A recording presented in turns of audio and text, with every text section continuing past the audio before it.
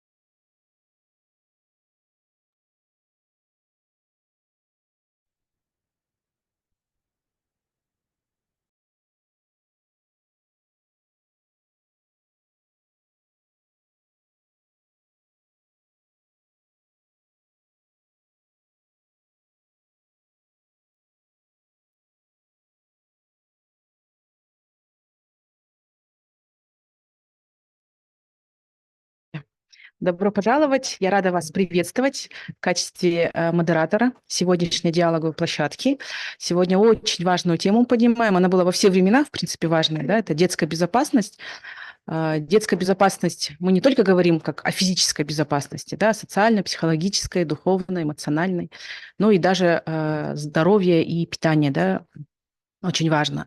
Мы провели мониторинг, да, и благодарим, что вы сегодня пришли, как раз учреждение, те, в котором мы были как в качестве наблюдателя, как устроена инфраструктура, санитарные нормы соблюдены или нет. Также мы пригласили общественных деятелей, которые, в принципе, и обратились к нам в общественный совет с заявкой о поднятии данной темы.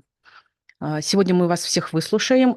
У каждого из вас есть мнение, какая-то точка зрения. Мы готовы сегодня все собрать и на сегодня вот выработать такой диалог, чтобы эти рекомендации мы взяли и уже правильно общественный совет выстроил работу с государственными органами. Чтобы это не было, да, кто-то там один говорит, второй говорит, там учреждения, школы, детские садики, у вас тоже какие-то, да, есть запросы. Вот мы тоже это услышали в ходе мониторинга, поэтому сегодня готовы это все, чтобы вы озвучили, мы это все зафиксируем и дальше будем отрабатывать и уже работать с государственными органами. Я вкратце хотелось бы, чтобы мы сегодня представились, да, потому что понимали, с кем мы ведем диалог. Начнем, да, с вас, Владислав Алексеевич. Добрый день всем, уважаемые коллеги. Депутат Сергей, председатель комиссии столичного маслихата. Ну, потом отдельно я уже предмет на проблемы. Да. Очень приятно сегодня. Благодарим за то, что приняли наше приглашение, за то, что уделяете время. И дальше. Да. Против часовой стрелки. Добрый день. Меня зовут Айдан Галатна. Я лидер-работник X капитан. Меня школа, организация школа и школа. Своим заведением, детей, в поддержке развития социальной женщин, она преподает культуру информации. Вот, отлично. Добрый день, Мурат Аматов, директор гражданского альянсового стана, член общественного совета Министерства культуры. Отлично, хорошие коллеги. Благодарим. 35.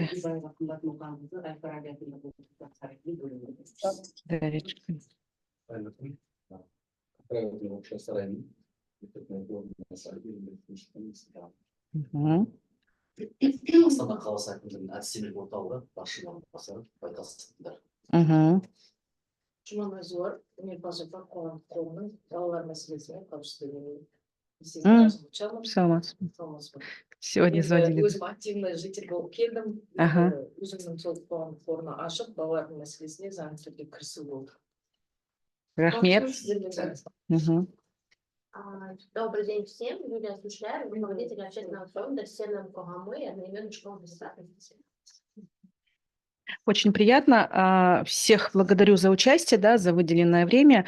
Я бы хотела сейчас предоставить слово Сергею Владиславу Алексеевичу, да, как у вас работа ведется в депутатском корпусе. Пожалуйста. Ну, во-первых, хотел сказать о том, что на октябрь месяц мы запланировали совместное рабочее заседание депутатского корпуса, маслихата и общественного совета столицы по проблеме как раз детской безопасности. Поэтому сейчас инициированный общественным советом мониторинг проводится, наши коллеги-депутаты по возможности подключаются.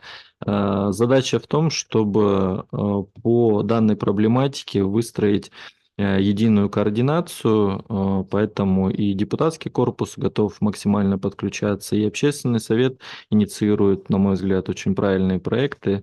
И здесь наша общая задача выстроить правильную системную работу, поэтому сегодня хотелось в первую очередь от участников услышать проблемные вопросы, понять, где необходима поддержка депутатского корпуса, на какие направления необходимо, может быть, усилить, может быть, где-то необходимо будет рассмотрение бюджетных заявок управления, потому что, к сожалению, буквально последние несколько месяцев очень много трагичных ситуаций информации у нас, в том числе в столице, это показатель того, что где-то что-то, видимо, было упущено, где-то есть проблемные моменты, поэтому нам здесь больше не в формате какой-то критики или там замечаний кому-то, задача в таком в рабочем, простом формате, да, открытом, поэтому сегодняшний, я думаю, вот этот формат там повестки, он свободный. Все те, у кого есть предложения, инициативы, давайте выслушаем, обсудим и дальше уже по итогам октября месяца выстроим какой-то четкий алгоритм, что необходимо, тем более, что формирование бюджета уже на следующий год начнется предварительно в ноябре месяце. Мы, соответственно, будем понимать, какие есть приоритетные проекты, направления именно по детской безопасности. На мой взгляд, очень правильно, что в комплексе мы начинаем рассматривать, потому что там только суициды – это лишь одна плоскость проблемы. Да? Есть вот сегодня, я так понимаю, специалисты, которые и по пищевой безопасности, да, этот вопрос очень серьезно в последнее время поднимается. Мы в этом году депутатский корпус поддержал вопрос увеличения стоимости оплаты питания в школах. Конечно, это может быть не до конца сумма, которая всех устраивает, но в любом случае мы идем в динамику повышения дополнительных средств, чтобы уровень и качество питания в школах он повышался. Также, насколько мне известно, уже сейчас мы переходим к тому, что социальные категории граждан по питанию в детских садах будут дополнительно из бюджета датироваться. По крайней мере, нам уже вынесли на рассмотрение данную инициативу и там бюджетную заявку. Поэтому детская безопасность – это большой комплексный вопрос, где должны быть вовлечены и педагоги, и родители, и общественность, и соответствующие исполнительные органы. И мы со своей стороны, как депутатский корпус, готовы всячески поддерживать, потому что здесь вопрос наших детей, их безопасности, и максимально на этом необходимо сосредоточиться. Поэтому сегодня с удовольствием выслушаю все проблемные вопросы, инициативы, предложения, по итогам которых мы совместно уже с общественным советом проработаем и, думаю, выработаем какой-то алгоритм дальше с участием активных, заинтересованных организаций, структур. Поэтому спасибо всем. Благодарим. Да, вот вы правильно отметили, что должны и госорганы, профильные учреждения, да, и образование, родители, и сами, наверное, дети вовлекаться, да, в эту проблему, поэтому необходимо правильно пропагандировать, правильно создавать условия. Но я бы еще сегодня призвала, чтобы мы в таком непринужденной обстановке обсуждали не как какая-то организация, либо должность мы занимаем, а как, в первую очередь, родители, да? Вот как родители, мы же все хотим, чтобы наши дети были здоровые, развивались экологично, да, вот именно правильно создать условия для их вот такого гармоничного взросления. Поэтому вот такой призыв дать и рекомендации, может быть, даже озвучить проблемы, те, которые мы, может быть, и не поднимем. Вот сейчас предоставлю слово Юлии Дмитриевне Смышляевой. Мы делали мониторинг, и вот я хотелось бы сейчас услышать каждого эксперта. Мы провели мониторинг, понаблюдали, и у них есть уже свои рекомендации. Пожалуйста, вам слово. Так, секунду. Есть да, какой-то такой микрофон, чтобы по зуму слышно было? Мы просто не сможем записывать, да. Может быть, вы... Да, да. Мы лучше запишем, да. Вот кликер есть.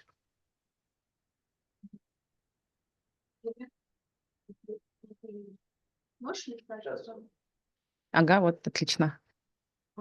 Хорошо. Ну, не совсем, конечно, так удобно, но я постараюсь. Да. Несколько слов о нашем фонде. Наш фонд существует уже порядка 1,5 лет. Он называется СНМ Когомы, и наша школа одноименной безопасности СНМ. Мы назвали ее «Доверие», потому что убеждены, что только доверительные отношения между детьми и взрослыми – это такой прочный фундамент детской безопасности. Мы себя позиционируем как школа позитивной безопасности, потому что все наши методики, они очень гармоничны, очень безопасны. У нас работает большая команда экспертов, в том числе доктора, кандидаты наук. У нас даже в команде есть дважды доктор наук. И, конечно, вот Тайжан Тюсимбаевна сейчас сказала очень важный тезис. Когда мы начинали заниматься этим проектом, в первую очередь это была такая наша инициатива как родителей. И во вторую очередь как общественников, как педагогов, каких-то узких экспертов и так далее. Мы пошли по пути того, что мы разработали карту безопасного детства. Она сейчас есть у вас в лифлетах, которые мы вам предложили. И она ориентирована на различные возраста детей. В зависимости от возраста ребенка мы предлагаем определенные тренинги. Чем ребенок младше, тем эти темы гораздо проще. То есть там тема «Я и чужой взрослый», как взаимодействовать с опасными незнакомцами, тема «Гаджет с умом», потому что мы даем детям гаджет, но забываем давать инструкцию, что с ним делать. И вот вчера, наверное, все наблюдали в социальных сетях такой не очень приятный ролик, когда папа бьет ребенка и призывает к тому, что путем физического насилия можно получить данные о том, есть ли какие-то скачанные игры у ребенка на телефоне, что с ними делать, и что физическое насилие – это единственный способ получить правдивую информацию от детей. Ну, конечно, мы сейчас не про осуждение, а просто про то, что такие факты есть. И, к сожалению, та ситуация, которая за сентябрь месяц произошла в отношении детских суицидов, она тоже ставит очень много вопросов. Конечно, государство очень много делает, огромное количество программ, в том числе и какие-то инновации зарубежные внедряются. Я вот знаю, что Управление образования начинает пилотно внедрять антибуллинговую программу Кива. Это разработка наших финских коллег из университета Турку. Ну, будем о ее эффективности судить уже по итогу пилота. Мы были одними из первых, кто предложил взаимодействие ребенка, родителя и педагога. Мы назвали эту авторскую методику «Треугольник доверия», получили на нее авторское право. И в целом все наши тренинги в формате онлайн или офлайна, они проходят в таком именно формате. Здесь вы видите статистику. К сожалению, это тоже большая проблема достать определенную статистику, потому что у каждого ведомства на уровне города либо на страновом уровне она разная, и зачастую эти цифры не бьются. Вот этот доклад «Дети Казахстана», который делает Бюро национальной статистики, он его делает раз в несколько лет, и это единственные официальные данные, на которые мы на сегодняшний день можем опираться. Да, есть какой-то ряд социальных исследований из категории ЮНИСЕФа и так далее, которые говорят о том, что на сегодняшний день каждый третий ребенок в Казахстане подвергается буллингу. Просто есть еще так называемый и треугольник буллинга, о котором мы говорим, когда ребенок может быть как жертвой, как агрессором, так и сторонним наблюдателем. И каждый из этой тройки, безусловно, нуждается в помощи. Мы долго думали, как было бы эффективно работать, чем бы мы хотели быть полезны, чтобы это было все очень централизовано, потому что на сегодняшний день у нас нет единого контента, который выпускается для детей в части безопасности. Наверное, все видели, летом ЧС выпускали с человеком с косой ролик, призывающий не оставлять одних детей без присмотра на воде. У Министерства просвещения там какие-то, да, есть другие контенты, у Министерства здравоохранения, у МВД. Все так иначе ведомства, которые имеют отношение к детской безопасности, сегодня тоже работают, к сожалению, без единой координации. Но мы не замахиваемся пока на республику, мы предлагаем на уровне города создание межведомственного координационного центра. Что из себя представляет вообще эта идея? В первую очередь, кого мы видим участниками? Это управление образования, управление внутренней политики, департамент ПЧС, внутренних дел, управление занятости и социальной защиты, здравоохранения, молодежная политика, физическая культура и спорта, Маслихат, общественный совет, НПО, естественно, и какие-то другие узкие эксперты, которые имеют достаточно компетенции в этой сфере, имеющие отношение вообще к детству. Еще очень важный момент. У нас, к сожалению, сегодня такой тоже кадровый голод. Очень мало специалистов, которые с точки зрения науки изучают вообще тему детства. Их катастрофически мало, которые владеют именно такой очень крутой научной базой. И поэтому было бы здорово это направление тоже развивать. Но сейчас, в частности, о этом центре, как мы видим его деятельность дальше. Можно следующий слайд. Мы видим, что есть определенные службы методической поддержки. Это те, кто разрабатывает различные методические рекомендации в зависимости от того, какие НПА или поправки выходят. Вот у нас был такой кейс, что на протяжении года Управление образования нам направляли письма и говорили о том, что нам необходимо получить некую экспертизу на программу для детей, для того, чтобы мы зашли с тренингами в школы. Сначала мы ходили там в Академию Алтынсарина, в учебник, просто в Минпросвещения, в Оркен, но на сегодняшний день доподлинно известно, что в НПА нигде не сказано о том, как должна выглядеть эта экспертиза, кто ее делает, то есть по большому счету ее просто не существует в природе. И это тоже большая проплешина в законодательстве, потому что в любом случае все те, кто имеет отношение к детям, заходят работать в школу, они должны проходить. И мы тоже были бы рады это сделать, но четкого алгоритма на сегодняшний день нет. И все об этом знают, ну точнее знают благодаря тому, что уже так произошло. И мы видим, что действительно у Департамента внутренних дел, у Департамента по чрезвычайным ситуациям тоже выходит очень много внутренних приказов, выходит очень много каких-то документов. Но было бы здорово их, конечно, консолидировать, и это в том числе мы видим, что задача вот этого Центра по детской безопасности. Конечно, это отдельная, можно вернуть, да, это отдельная подготовка квалификации педагогов. А для нас большая гордость, что в этом году те уроки личной безопасности, которые запустили Министерство просвещения, они будут внедрены в школах в рамках классного часа на еженедельной основе. Мы тоже имели к этому отношение, к процессу создания этих уроков. И для нас, конечно, это большая честь и гордость, потому что это такой очень ответственный момент. Да, там очень было много критики, что 10 минут – это мало, но нужно с чего-то начинать. В любом случае, хотя бы какие-то главные тезисы, которые детям постоянно будут повторять на различные темы. Еще одна такая иллюзия, заблуждение часто, да, бывает о том, что детская безопасность – это только суициды, это только буллинг, ну и там какие-то еще вещи, связанные с безопасностью на дорогах, да, правила дорожного движения. Детская безопасность – это сильно шире на самом деле, начиная о том, как ребенок умеет коммуницировать, это и навыки активной дружбы, умение выходить из конфликтов безопасно и безболезненно для себя. У нас даже есть авторский тренинг, который называется «Компас успеха», и он направлен на снижение тревожности перед ЕНТ и другими значимыми событиями в жизни ребенка. То есть даже такие тренинги у нас есть, и поэтому, возвращаясь вот к идее создания центра, готовить таких специалистов, готовить педагогов, помогать им, быть помощниками прежде всего, потому что они могут чего-то не знать по определению, да, как и родители, это для нас очень важно. Есть, конечно, служба мониторинга, потому что на сегодняшний день мы видим, что творится в информпространстве, и без каких-то механизмов на уровне IT-технологий, внедрения каких-то инновационных таких продуктов, к сожалению, невозможно отследить то, что происходит. Случилось, мы все полезли в соцсети, обнаружили зловещую игру у каждого ребенка на телефоне, начали разбираться, что с этим делать.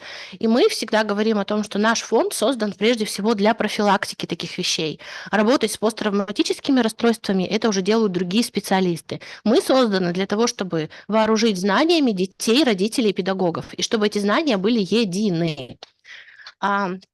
В целом там есть отдел, юридический отдел, потому что, да, очень много поправок в НПА. Мы с метод-центром в прошлом году очень много дискутировали, да, на эту тему, что есть какие-то вещи, которые убираются, добавляются, какие-то письма. Это централизованно тоже нужно всем делать, чтобы не было проблем каких-то потом в итоге.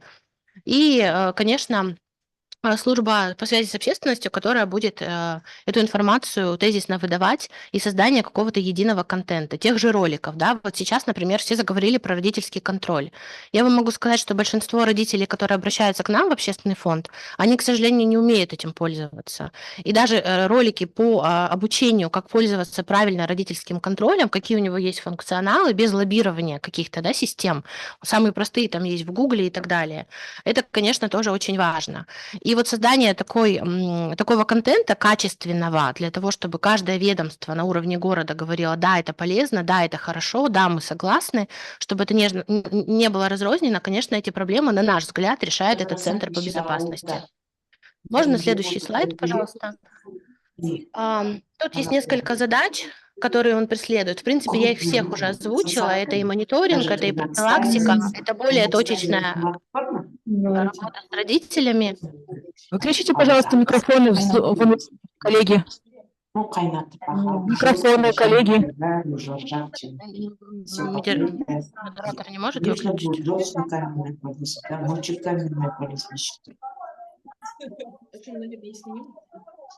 По задачам я коротко прошлась, но повторю. Это мониторинг и анализ данных, сбор, анализ и статистики по случаям детских суицидов и насилия, выявленных тенденций и факторов риска. Это тоже большая проблема. Вот смотрите, на сегодняшний день у нас в стране вновь начал действовать телефон 111. Дети туда звонят, но практика показывает, что детям проще написать, чем позвонить. Есть какие-то урны, да, которые являются там ящиками доверия в школах, есть какие-то чаты поддержки. То есть, по большому счету, вся информация, которая исходит от детей, когда они обращаются за помощью, она сейчас очень разрозненная, нет какой-то централизованности. Если бы это было все централизовано, мы бы понимали, что если бы это было централизовано, мы бы понимали, что по итогам, там, например, одного квартала у нас есть там из 1000, условно говоря, обращений, 100 обращений по суицидам, 100 обращений по буллингу, 50 обращений по кибербуллингу и так далее. На сегодняшний день у нас такая статистика отсутствует, потому что эти данные централизованно никуда не стекаются. Второй момент – это разработка и внедрение программ профилактики, как мы уже говорили, образование и тренинги, в том числе с повышением квалификации для педагогов. Сотрудничество с другими учреждениями, поддержка пострадавших, это вот уже отдельные, да, специалисты занимаются, разработка рекомендаций. И мы считаем, что один из самых действенных механизмов по снижению вообще в целом суицидальных настроений, снижения насилия, буллинга и других моментов, связанных с детской безопасностью, является внедрение школьной медиации. Это прекраснейший проект, который несколько лет назад был реализован там в ряде школ, и, на наш взгляд, он имеет успех, потому что вот эти навыки регулирования конфликтов детьми самостоятельные, это, конечно, большое подспорье профилактики таких вещей. Что мы ждем? Ожидаемые результаты. Это, конечно, снижение числа случаев суицида среди детей, повышение осведомленности общества, потому что, как я и говорила, к сожалению, родители не знают даже самых базовых вещей, и ни в коем случае мы их не обвиняем, а наоборот хотим быть помощниками в плане создания важного обучающего контента для них. Уменьшение случаев насилия над детьми, улучшение доступа к психологической помощи, создание безопасной среды, ну и так далее. Это все очень важно, поэтому наши тренинги мы начинаем с 4 лет внедрять. У нас есть несколько готовых онлайн-продуктов, в том числе онлайн-курс по буллингу, он называется «Буллинг офф», «Выключить буллинг». И там есть разделы для педагогов, родителей и для детей как раз-таки, обучающие видео, полезные рекомендации, гайды и возможность иметь поддержку со специалистом. Это все очень важные инициативы, и сегодня мне кажется, что при наличии всей богатой методической инфраструктуры очень многие вещи, и это нужно признать, они где-то не работают. Почему они не работают, это уже другой вопрос. И настало время новых решений, время консолидации, объединений. И мы считаем, что именно такой межведомственный координационный центр, который будет консолидировать вокруг себя и госорганы, которые я выше перечисляла, НПО, и узких экспертов, и родительское сообщество, он будет достаточно эффективным, потому что это все будет централизовано, согласовано и эффективно. Спасибо большое. Благодарю. Да, мы сейчас перейдем к обсуждению, будем задавать друг другу вопросы. Я бы хотела предоставить слово спикерам именно по мониторингу, а потом обязательно, у вас тоже, да, по-моему, есть с докладом, да, есть с идеями. Как идея, я так вкратце, да, это совет или центр, который будет заниматься в том числе информационной, аналитической безопасностью, ну, во всех сферах, да, я так понимаю, то есть и со школами взаимодействия, с образовательными учреждениями, с родителями, это в информпространстве, да, и цифровое. Хорошо, но надо, да, пообсуждать, потому что если вот у экспертов будут какие-то свои предложения, я думаю, можно будет, да, пообсуждать. И следующее слово хочу предоставить Турганбекова Айган Талгатовна. Как раз-таки мы вместе посещали, да, школы. Здесь вопрос не только безопасность, да, физическая, психологическая, социальная, но и здоровье в целом, питание, да, поэтому вот, пожалуйста, вам слово. Да, включилась. Как я по мониторингу, что я хочу сказать, я вообще как эксперт по питанию сейчас совместно работаю с экспертом школы безопасности СНМ. По мониторингам мы проходили и сады, и школы. У нас очень большой вопрос сейчас стоит по питанию. Это пересмотреть государственное меню, потому что есть сады, которые придерживаются госменю, есть сады, которые внутренне сами поменяли, потому что у нас меню с 2022 года и еще не менялось. Именно в госменю у нас идет очень большая такая проблема, что многие родители, даже у нас, когда ко мне обращаются и директора, и медработники садов, школ, они хотят сделать по своему меню, внутреннее меню, но они как-то без акта, без ничего, без блокиражного комиссии меняют. То, что я хочу сказать, например, у нас есть годовое меню в госсадах. Это у нас идет лето, осень, весна, зима. Это годовое меню. В месяц у нас 4 меню. В 4 меню у нас, годовое у нас идет на завтра идет цикория. Везде идет цикория. Цикория это у нас идет в составе, есть кофеин. Но у нас, смотрите, кофеин, какао, раньше было какао, сейчас убрали и заменили на цикорий. Но в составе до сих пор есть и кофеин, но дети его больше не пьют. Потом у нас идет, смотрите, по санпину, например, у нас третья неделя идет рассольники на обед. У нас постановление есть, что соленые огурцы нам запретили. И у нас еще есть в обед на второй неделе есть салат винегрет. Винегрет в составе есть там соленые огурцы. Тоже нельзя. Потом у нас каждый день годовой идет, каждое утро идет у нас цикорий. Так, идет цикория. Потом у нас идет хочу сказать, потом у нас идет, например, смотрите, садик у нас с 8 с утра, да, и дети находятся до 6. У нас дети просыпаются в 15:00, и у них идет уплотненный пробник. Это идет и горячая, и выпечка, да, а дети находятся до 6, они в саду.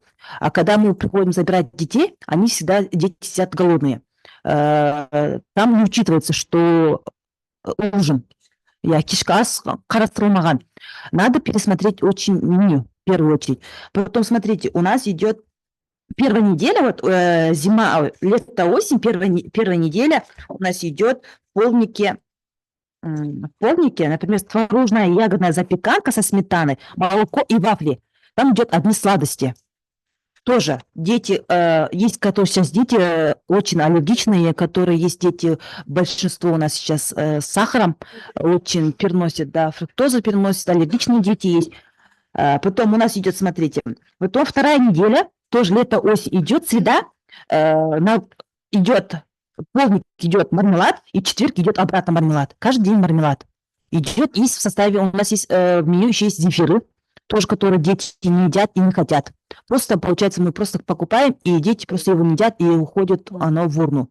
Есть конфеты, которые просто обычно карамель. Карамель тоже детям, желательно не давать. Потом у нас есть зимнее меню, вторник, курдаки. А курдаки в составе, вы сами знаете, там у нас идет и печень, и сердце, да, это тоже детям нельзя.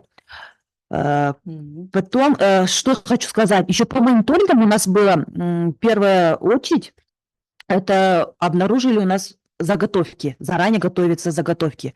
Это заготовки тоже нежелательно, потому что должна быть продукция свежая. То, что вот сегодня привезли, и сегодня же и подготовили, и сразу же выдали детям, и дети все свежее должно быть, не заготовка. Потом неправильное хранение суточных норм.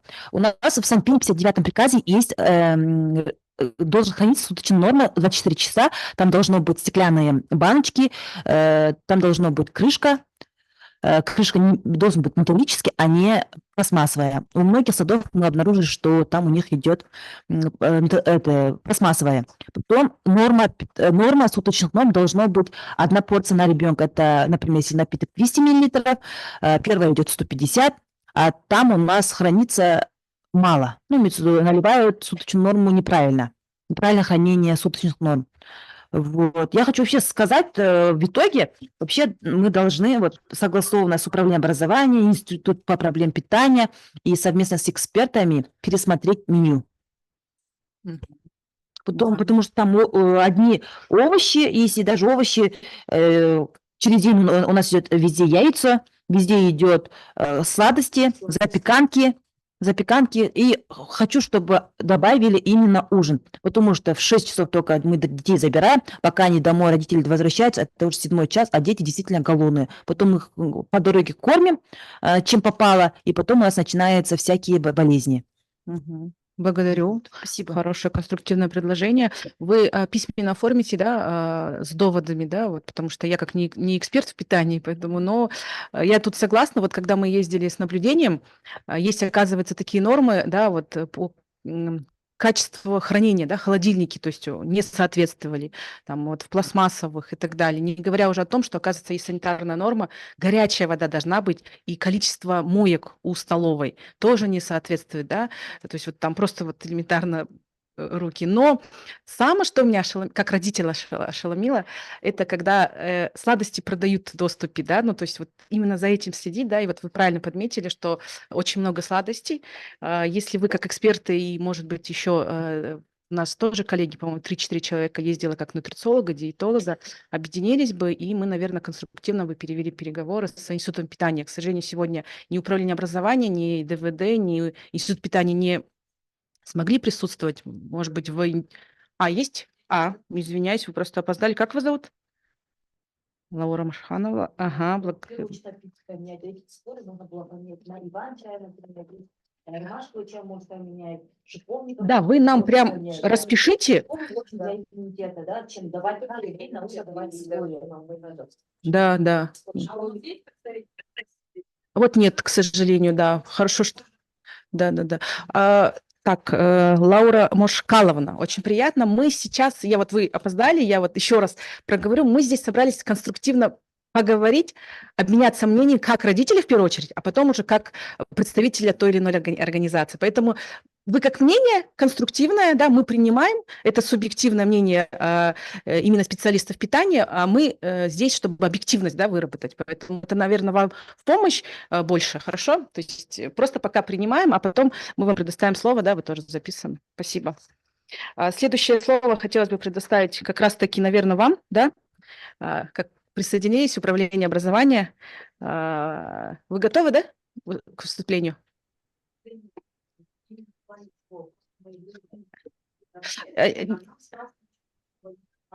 Все, тогда вы просто записаны как выступающий докладчик. Я тогда передаю слово следующему, кто записался с докладом, а вы в конце можем прокомментировать, когда будут вопросы. Тогда так сделаем. Следующий у нас записалась Зиуар Сейдкасымовна. Да, вы выступите с предложением конкретными? Ага, слушаю. Сама. Ата-аналар комитеті болдым, балалардың мәселесінде де біраз ортасында түсіп жүрдім. Буллинг бар, бірақ та ол жерде біз емес оны шешеді. Негізі ата-аналар комитеті бақылау керек. Мен оны бұл жерде айтамын. Бізде ата-аналар комитеті 3 адам болғанда, сол біреуі әрбір сыныпты бір ата-ана мысалы контролировать, бала қайда барды, қайда жүрді деген сияқты. Бұнда біз балаларды өзіміздің алдымызда білеміз. Мысалға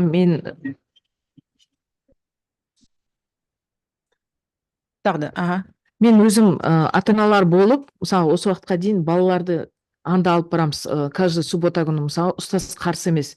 Неге соны ұйымдастырмасқа? Кейбір сыныптарда болады, балалар бір-біріне жау болып кетеді. Ол ұстазға да байланысты.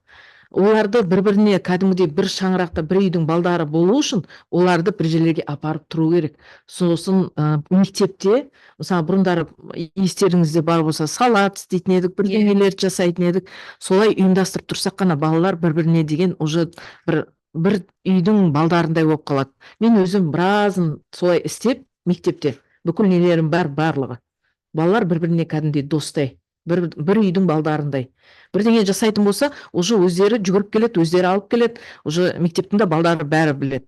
Бірдеңеге істейтін болсақ, бәрі жүгіріп заттарын алып келеді. Солай ата-аналар комитетін бақылайтындай қылуымыз керек та, сонда ғана біздің балаларымыз суицид бар ма, басқа бар ма, ондай ғана бармайды. Біз контролировать етуіміз керек ата-аналар комитетінің. Әрбір сыныптан бір адамды қойып қойсақ, бала үйірмеге барып жүрма, бармай жүрма деген сияқты. Сонда ғана бұндай жолға бармайды. Сосын бізде мынау жаңағы кибершік дегендер бар, айтишниктер. Неге мысалға осындай ойындарды, қауіпті ойындарды запрет жасамасқа? Соны запрет, мысалы, осы жерде отырып, сол ұсынысты жіберейік. Соны запрет жасасын. Балаларға пайдалы, қызықты, мынау алдағы уақытта осы Қазақстанға пайдасы тиетін болашақ ұрпақ дайындауымыз керек қой. Құр біздер былай сыртта сайрағанымызбенен ар жақта не болып жатыр бір Аллаға аян. Біз бүкіл Қазақстанды контролировать ете алмаймыз. Сондықтан менің ұсынысым әрбір мектептен әрбір ата-ана комитеті біреу бақылайтындай қылып солай бекітуіміз керек.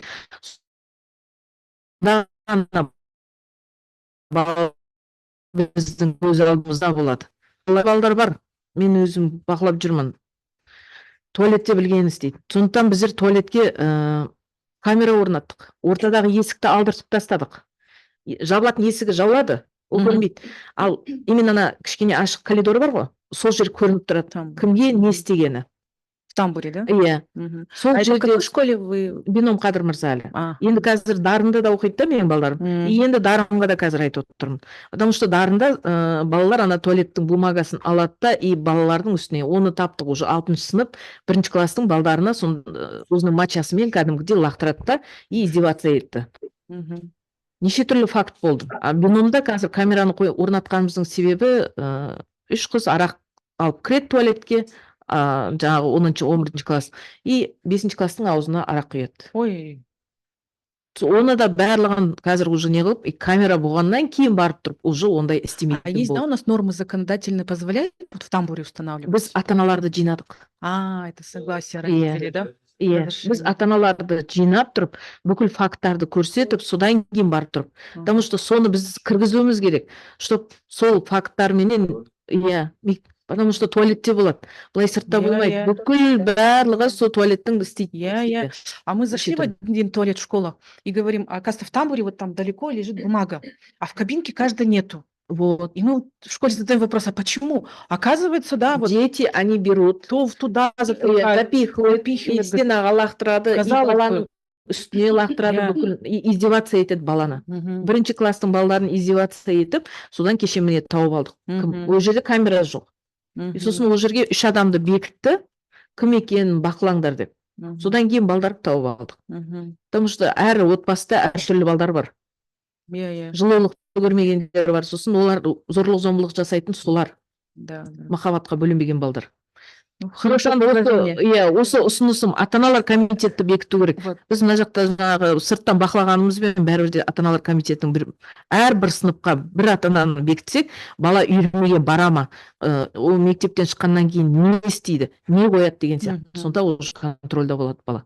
Я. Соның ешқайсысы анандайға бармайды. Мгм. Енді өзімнің өмірлік тәжірибем оның барлығы. Көріп келе жатырған неше жылдық балаларды былай қыласың. Мгм. Қай жағында уже жақсы жағына, жақсы бағытқа баратын, уже содан үйрендім мен өзім. Мгм. Соны мен ұсыныс ретінде айтып отырмын. Мгм. Осыны енгізу керек деп. Сосын Сколько получается родителей вот так вовлечены? Как бы бақылау комитеті? енді бақылау комитеті болғанда әрбір, мысалы бізде қазір 4000 бала бар, 4,5 Қадыр Мырзалиде. Ол жерде неше бізде біраз сынып бар. 1-ші класстан мысалға 20 сынып болуы мүмкін, 30 сынып болуы мүмкін. Соның каждыйында ата-аналар комитеті по 3. 3. По 3 есть. Мгм.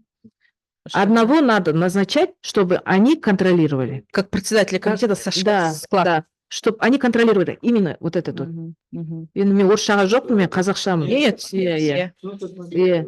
Сондықтан сол әрбір ата-ана комитеті бақылап жүрсе, сонда суицидқа да бармайды. Ол бала үйінде мысалға махаббатқа бөлене ма, бөленбей ма, соның барлығын бақыласа, да осындайға кетпейді. Я. Отбасыда мысалы махаббатқа бөленбейді. Ондай факттар бар да, тоже. Өте қызықты Иә. ұсыныс. Мен қалай ойлаймын, у меня вот предложение, я не знаю, Лаура Машкаловна, вы за дошкольное, да, наверное, образование, да, не совсем, но вы коллегам тоже передайте, вот сегодняшний формат мы хотим потом на уровне маслихата уже вынести в рамках нашего заседания, что с руководством именно управления образования, департаментов полиции на уровне первых руководителей. Поэтому вот эта практика нам надо понять, если вот предлагают биноми, например, есть опыт, полностью протестировать, посмотреть, если положительный результат дает, почему бы дальше. И вообще надо, мое предложение мы потом у себя в протокольном маслихате закрепим, то есть нужно методики посмотреть и протестировать. В одной школе. Да, после года результат дала, раз мы внедрили еще там в каждом районе по школе, какая-то не сработала методика, ее приостановили. Потому что, честно говоря, мы сейчас, никто из нас не понимает, что работает, что нет. Вот. И вот сейчас нужно потихоньку пробовать, тестировать. Раз что-то сработало, дальше взяли несколько школ, не сработало, убрали. Вот поэтому вот этот формат посмотрите, бином, они молодцы. То есть у них там, сейчас у нас по Астане сколько, 6 биномов, по-моему, Ол жерде біздерде 3 деген бар. Ол жерде 3 дегенде, мысалы біздердің хас шебер қауымдастығында ол жерде жұмыс істейді, құндылықты насихаттаймыз.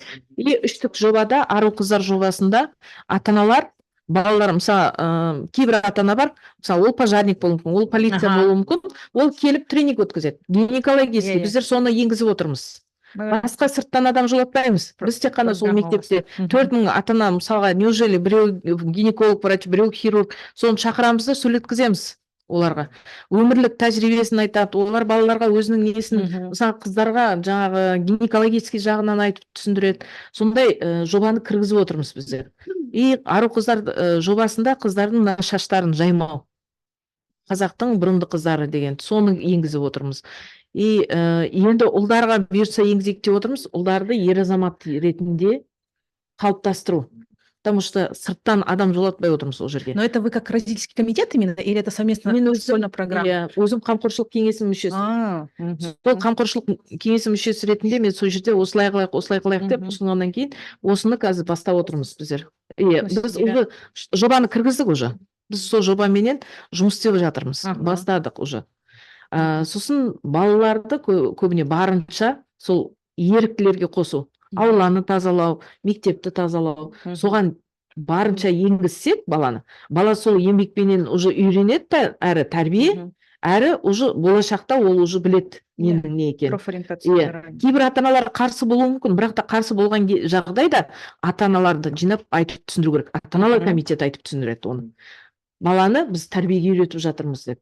Үйде үйренбеген нәрсені біздің районда, мысалы, шеге қаға алмайтын балдар өте көп. Талды еге алмайтын балдар өте көп. Сондықтан балаларды сол мектепте үйретіп жатырмыз. Мектепте барынша біз үйірмеге, барынша сол еңбекке үйретсек қана балалар уже соған не қылады. Ойынға қарауға уақыты болмайды. И сосын мектепке кірген кезінде телефонды барынша алып қоюымыз керек. Соны енгізуіміз керек.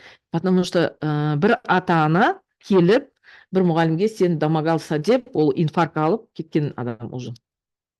Телефонды алып қойған қыздан, сен неге ойнап отырсың деп.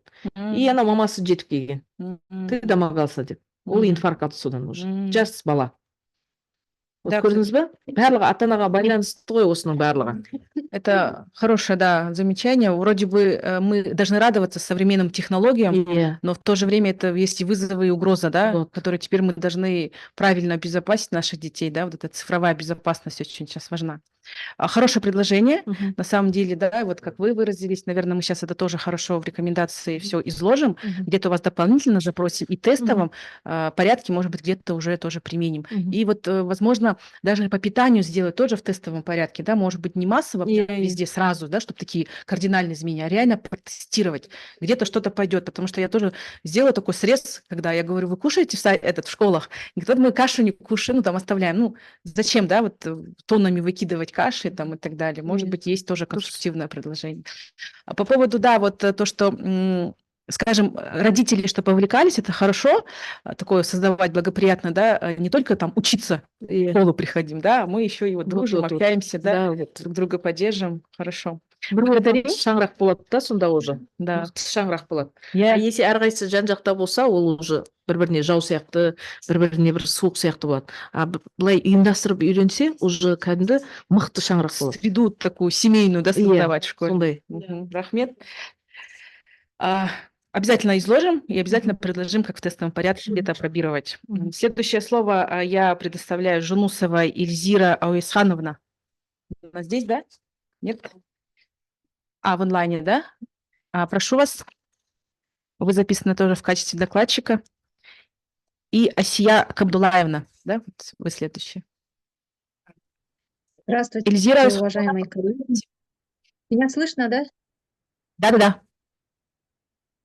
Приветствую всех. Меня зовут Жунусова Эльзира Ауисхановна. Я являюсь региональным уполномоченным по правам ребенка в области Абай.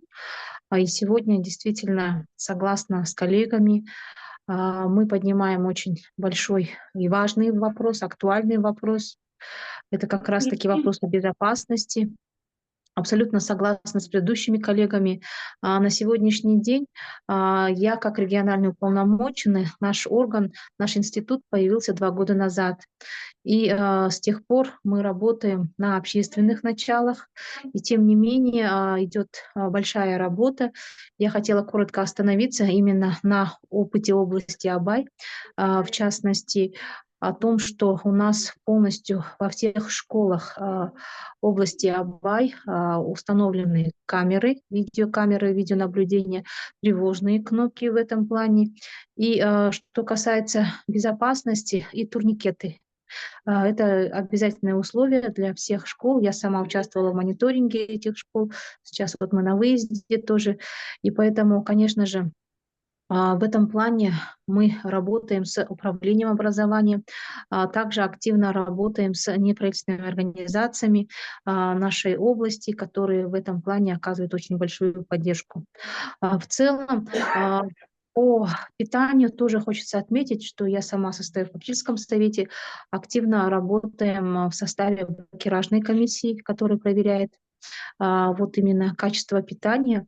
И по поводу питания хотелось бы отметить, действительно, как коллеги поднимали, есть некоторые, так скажем, вот продукты, да, и блюда, которые дети отказываются есть. То есть мы видим, что стоит каша, и эту кашу они не едят, и потом это все ведрами выбрасывается. И, конечно, как предложение хотелось бы, мы тоже по этому поводу говорили, вот именно менять состав меню. К примеру, вот многие там, не знаю, сейчас вот модные у нас есть чечевичные супы, да, и так далее. То есть обновить состав меню в школьных столовых.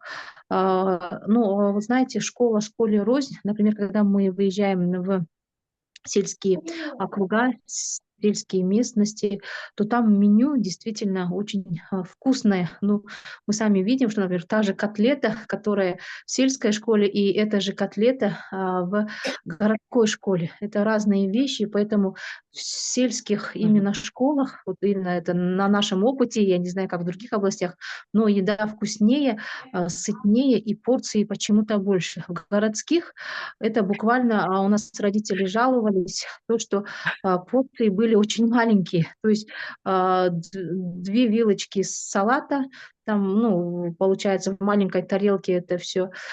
Суп порой тоже бывает, жалобы у нас поступали. И еще хотелось бы обратить внимание именно на масло. Дело в том, что натуральное масло многие поставщики столовых, да, которые обеспечивают, не дают и заменяют это спредом. И это все добавляется, представляете, в каши, и все это наше подрастающее поколение. То есть мы здесь должны поднимать вопросы вот обновления меню как предложение. И вот именно масло, да, вот тоже, казалось бы, детали такие, но они очень важны ежедневно, если ребенок будет получать вместо натурального масла, представляете, маргариновый спред, это абсолютная химия, какое будет у нас подрастающее поколение, которое постоянно вот у нас в этом плане будет, если заболевать, у нас сейчас сезон ОРВИ начался и так далее, это все ослабевает наш иммунитет наших детей. Поэтому вот этот вот момент мы хотели бы поднять. Также здесь очень важно нам отметить именно комплексную работу всех органов. Я отметила, что мы работаем с управлением образования, но также это неправительственные организации, с которыми мы активно работаем. Это Центр семьи, это гражданские альянсы на местах. Конечно же, это большая поддержка идет общественных советов и НПО, которые занимаются именно защитой прав детей. В этом плане мы работаем. Это первое направление комплексного подхода. Затем все государственные учреждения тоже у нас должны работать. С ними мы активно взаимодействуем с государственными структурами. Я отметила это управление образования, управление занятости, социальных программ, управление внутренней политики, конечно, прокуратура, департамент внутренних дел. Все это в комплексе очень большая работа. И вот мы, как институт уполномоченного по правам ребенка, мы такой институт, орган, который сотрудничает со всеми, потому что нам, чтобы решать детские, так скажем, вопросы, чужих детей не бывает, и все дети, они наши дети, и если мы все вместе, да, не деля это ваш ребенок, наш ребенок, будем работать, то, я думаю, защита прав детей, она будет у нас на первом месте. И что касается тоже вопросов, вот поднимали вот слепые зоны, да, в туалетах у нас идут и на лестничных площадках. Это тоже вопрос, мы постоянно об этом поднимаем, говорим. И, конечно же, только выход — это установление видеокамер. И тоже поддерживаю предыдущую коллегу, которая вот с бином школы говорила о том, что именно родительскую общественность надо постоянно подключать, родительский контроль. И, конечно же, в этом плане, я думаю, сейчас у нас даже в каждой школе есть центр родительской поддержки, есть центр психологической поддержки. Поэтому в целом, я думаю, у нас в государстве созданы все условия для того, чтобы у нас была защита прав детей, дети у нас получали качественное образование, все условия созданы. Но нужно, чтобы все эти структуры между собой взаимодействовали, и информирование населения. Также хотела бы активно отметить, что у нас работает линия 111. Это бесплатная линия, вы знаете, на которую любой родитель, ребенок, женщина, ребенок может обратиться в случае, если над ним совершили насилие и так далее. То есть, если я сейчас говорить буду, конечно, очень много, Да. уважаемые коллеги, столько всего накопилось. И я рада, что вот такие у нас мероприятия проходят, где обсуждается и безопасность, и школьное питание. И вот как раз-таки, да, я озвучила свои предложения, да, по поводу обновления школьного меню, соответственно, и чтобы вот именно масло было натуральное, а не использовали маргарин, потому что это наши дети, которые дальше будут уже, соответственно, в будущем взрослыми. Вы сейчас знаете, количество онкологических заболеваний увеличивается, у нас экология такая. Поэтому, уважаемые коллеги, я всех хотела бы, конечно, поблагодарить за то, что выслушали меня, и желаю всем успехов в нашем нелегком труде и совместной работе. Спасибо большое. Благодарю. Благодарю, да, хорошее предложение. Мы, наверное, объединим, да, эти две рекомендации по поводу питания, все учтем. И вот, как спикер сказал, и здесь, наверное, вот то, что ваше предложение такое, создать центр некий координации, да, и вот как синхронизировать эту работу, да, потому что вот у вас по линии образования, да, своя специфика, ДВД самостоятельно работает, тут необходимо там и здравоохранение, и УВП и так далее. И вот, возможно, какой-то некий центр координации как раз-таки необходим, чтобы это вот все синхронизированно работало, да, а не как каждый по себе, каждый свои индикаторы, свои показатели, свой бюджет и так далее. И, соответственно, мы получаем то, что мы получаем. Хотя вот Осында, иә, тағы бір айтарым, көп ата-аналардың енді тоже, ата-аналар да, ұстаздар да сұрап жатыр, мектепте специально мына полиция бұрынғы қайтару керек дей ма, бір не болған екен ғой. Инспектор, иә, по несовершеннолетним. инспектор бұрын болған екен. Они сейчас есть, но они как при ДВД, да. Тастағаннан кейін просто келеді да, олар тренингтарын өтеді екен. А негізі әрбір мектепте бір инспектор болу керек.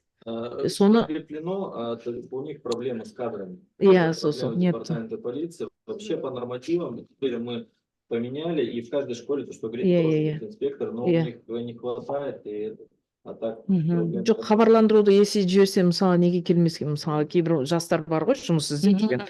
Просто хабарландыруды побольше беру керек. Даже мысалға, өзімде жұмыс чаттар бар да, да, асхана басқа деген сияқты. Ондайларды көріп атпаймыз. Мысалы, соны, мысалы, неге хабарландыруды жібермеске? Требования, возможно, какие-то. Надо посмотреть требования. Ана орталықтарға бара бермейді. Побольше, мысалы, көбіне пабликтарға қарайды адамдар, и сосын чаттарда отырады. Солар жіберу керек. Просто, возможно, есть кандидаты, а вот требования высокие, скорее всего, и нету. Жіберу керек та бар ғой, мысалы. Надо поднять этот вопрос, да, вот хорошее да, замечание мы тоже поднимали. Почему я согласна с предыдущим спикером? Мы ездили с мониторингом, как раз тогда ездили с ДВД, инспектора, и у нас, вот не могу вспомнить, 157 семей, кажется, да, которые на учете как несовершеннолетние стоят, ну вот в общем диапазоне. И мы посещали дома их, каким образом они живут и так далее. Когда я начала вникать, оказывается, требуют со школы, с директора школы, чтобы он знал, где его ученик живет, как живет. Если его нету на учебе, он идет туда домой и так далее, выясняет. Теперь мы едем в центр, где кризисные центры, когда вот ребенок сбегает или там девиантное поведение, он содержится там 14 дней. Потом я задаю вопрос, а что вы как-то потом ведете коммуникацию, вот он у вас 14 дней побыл, а куда он дальше? Потому мы не знаем. То есть они сами по себе каждый.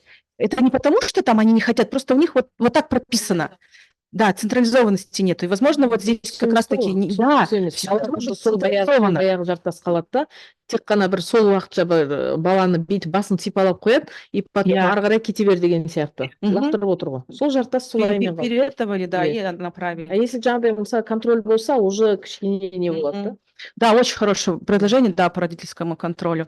Следующее слово хочу предоставить Тикеева Асия Абдулаевна, член общественного совета МКИ и учредитель Мама Про. Да, вам слово, и мы перейдем к дискуссии.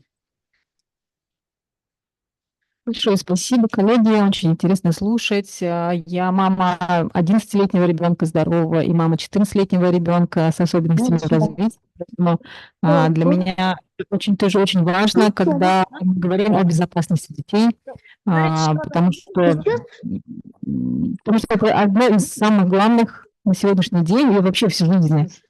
Да. Я согласна с тем, что общественность надо повышать среди родителей, потому что на примере, например, нашей школы, где учится, мол, 11-летний ребенок, у нас родители очень конкретно следят за тем, чем дети питаются, что продают в столовой. И если видят, что, например, там овсечай, какие-то сладости, то это сразу же выносится во все чаты, и это сразу же убирается. Если вот так вот будет по всем школам внедряться, то это, в первую очередь, родители сами должны заботиться о своих детях. И мы намного быстрее решим эти проблемы. Моя тема о том, что доступность детей с инвалидностью в общеобразовательном учреждении. Конечно, те объекты, которые были на мониторинге, это объекты в центре города находятся, объекты хорошо оснащены. Например, детский сад является одним из самых лучших детских садов в городе, так как в центре города, во-первых, еще раз повторюсь, что находится. Но доступность для малоподвижных детей все-таки там, можно сказать, не то, что минимально, она полностью отсутствует. Потому что дети бывают разные же инвалидности, кто-то не слышит, не видит, не разговаривает, не ходит и так далее. Если дети, которые спокойно могут передвигаться, они, конечно, могут посещать такие заведения, учреждения. Но дети, например, на колясках, понятно, что уже не смогут, потому что нет лифтов. Но эта проблема не... Конечно, я понимаю, что эта проблема не в целом учреждении, это проблема застройки, потому что эти постройки были еще при Советском Союзе построены. Вот на сегодняшний день современные школы максимально они стараются оборудовать лифтами, оборудовать туалетами для детей с инвалидностью. На примере, опять же, Бинома, все школы полностью оборудованы. Все школы оборудованы именно для инклюзии. Но это только если брать только Бином. Таких школ, сколько их? 7, 10 по Казахстану.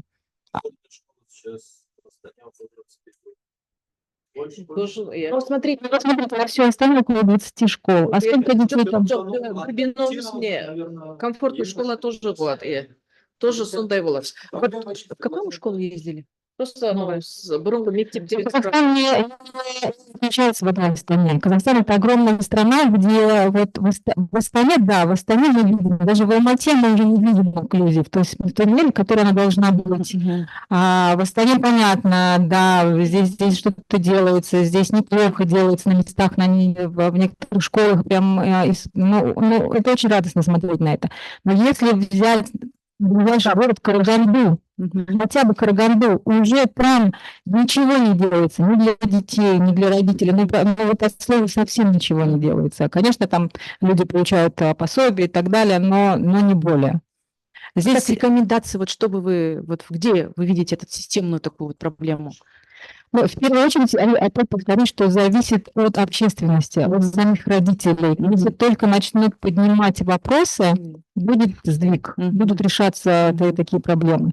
Потому что в Астане понятно, что столица, очень много активистов, очень много, да, очень много слушается, очень много таких совещаний и так далее. Но это можно решить и в маленьком пространстве. Поэтому, проблема да. ата-анадан бөлек негізі. Иә. Әкімшіліктен бар. Потому что ата-ана сөйлесе, жұмыстан шығарып жібереді. Мысалы, Шу қаласында әлі сол баяғы лайдан салынған мектептер. Мен жуырда барып келдім, жазда.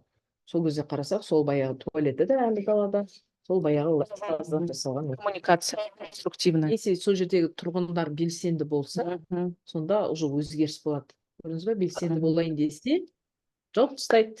Ол сөздің шындығы. Потом вот идея по вот тренинге, да, вы проводите, вы говорите по 10 минут, да, это очень мало.